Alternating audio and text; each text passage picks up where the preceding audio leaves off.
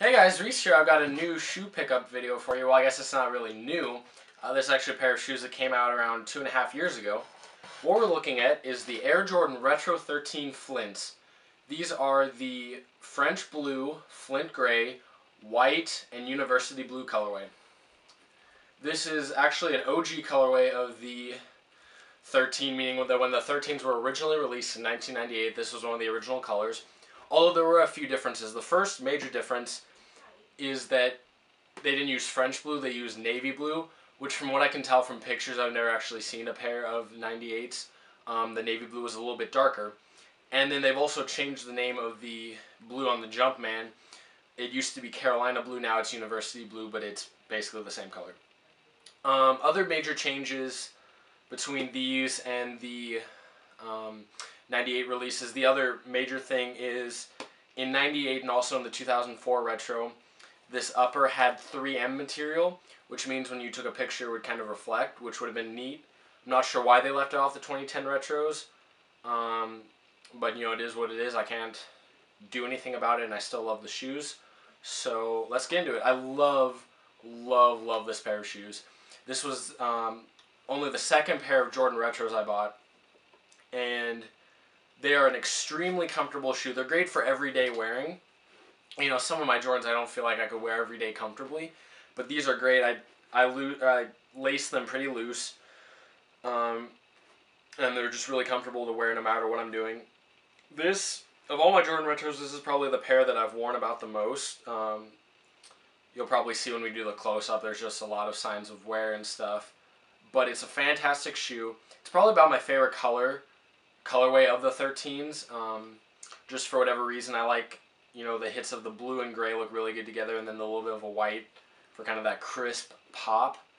We'll get a close-up look going here, but yeah, all in all, this is a fantastic shoe. Like I said, they came out in November of 2010. I would think they came out on Black Friday. I honestly don't remember anymore, but they're a very cool shoe. We'll take a look close-up. We'll talk kind of about the inspiration for them. And yeah, let's do that. Okay guys, let's take our close-up look of the Air Jordan Retro 13 Flints. First off, I'll just give you a brief rundown of how the design for this shoe came about. This was one of the mini Jordans designed by Tinker Hatfield, and if you know anything about the way he designs shoes, whether it's Jordans or just other Nike releases or whatever it is, he likes to draw inspiration from sources. You know, he doesn't just sit down and bang out a drawing and be like, here, it's a shoe. He'll kind of take inspiration and piece that together into a shoe. You know, he's used everything from a building in Paris to reinvent Air Max and get the visible Air Max to looking at a lawnmower for inspiration for the Jordan 11. But so as far as this shoe goes for inspiration, he hadn't actually met with Michael Jordan yet to design the shoe or to talk about the design of the shoe, but he was just kind of thinking about the way Michael played the game, and he saw a lot of similarities between Michael's game and a panther in the wild.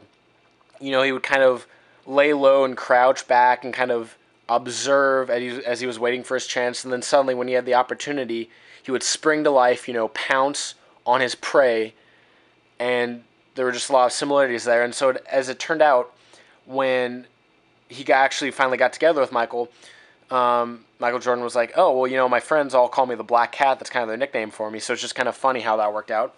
Let's take a look at how that plays out in the shoe. First of all, the idea of the panther just kind of plays into the whole sleekness of the design.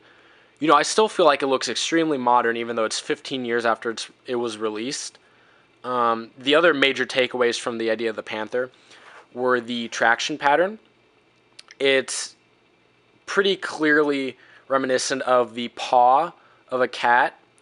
You know, kind of like these little pods, you could call them, and you can see them kind of stick out here like on a cat's paw.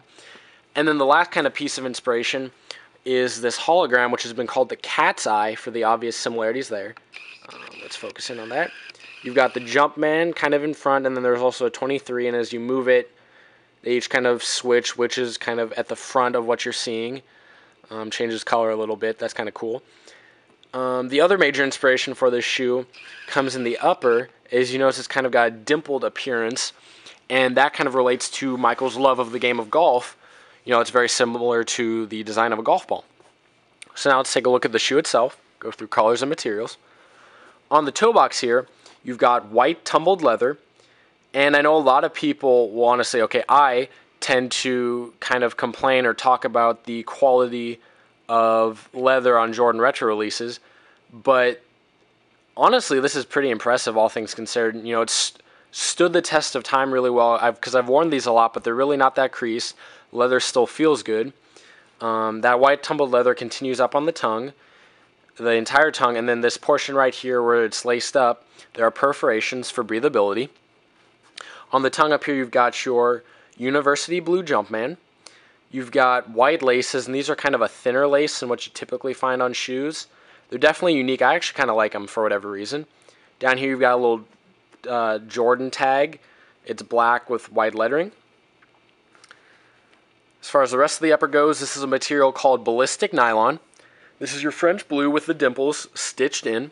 And if we zoom in, you can kind of see there's white contrast stitching that kind of looks like little dots in the material. Gives the upper a nice pop. Down on the side here, we've got our Flint gray suede down the side and also parts of the midsole. It wraps around the back here, wraps around the hologram.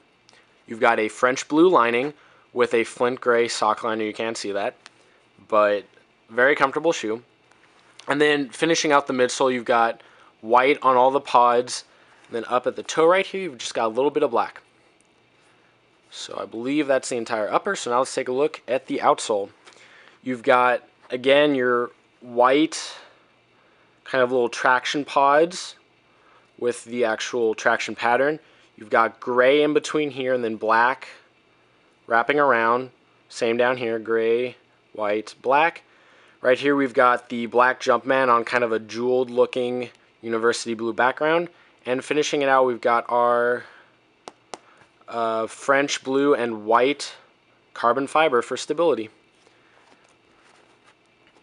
All in all, this is a great looking shoe, extremely comfortable, lightweight. It's just an easy shoe to wear, you know. I love them. They're probably, the 13s are one of my favorite pairs of Jordans for sure. And this is by far my favorite colorway of the 13s. Like I said, you know, it's got nice hits of color, but it's also got that crisp pop that you can only get with white. So yeah, thanks for checking this out, and I'll be seeing you soon.